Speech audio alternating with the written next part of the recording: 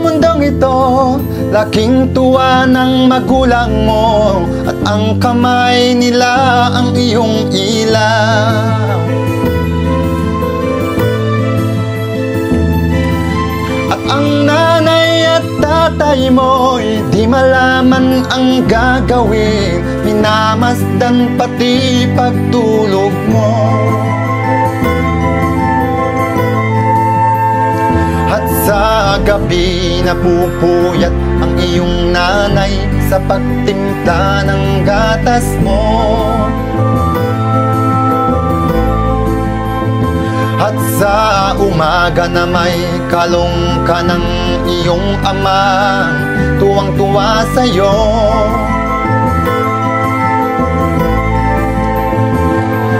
Ngayon nga'y malaki ka na, nais mo'y maging malaya, di man sila payag, walang magagawa.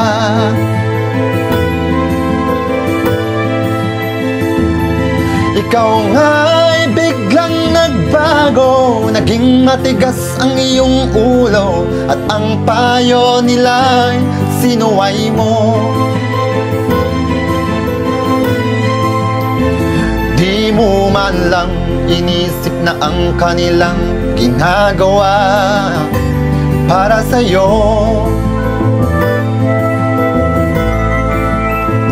Pagkat ang nais mo'y masunod ang layaw mo, di mo sila pinapansin.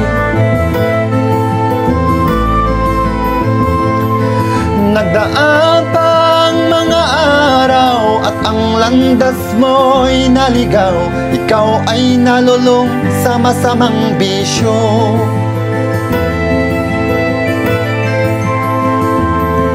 At ang una mong nilapitan ang iyong inang lumuluha, at ang tanong, anak, ba't ka nagkaganyan? At ang iyong mga matay biglang lumuha nang di mo napapansin. Pagsisisi sa isip mo't nalaman mong ika'y nagkamali. Pagsisisi at sa isip mo't nalaman mo ika'y nagkamali. Pagsisisi sa isip mo't nalaman mo ika'y nagkamali.